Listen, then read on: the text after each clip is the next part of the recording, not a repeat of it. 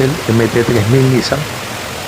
Muchas veces la gente se cansa de estar cambiando tanto ese térmico y la solución para ellos es colocarlo fijo, que esté permanentemente el ventilador en un proceso de giro mientras que el motor esté encendido como tal. El térmico es un dispositivo que ayuda mucho a un ahorro de combustible mientras que su funcionamiento sea excelente.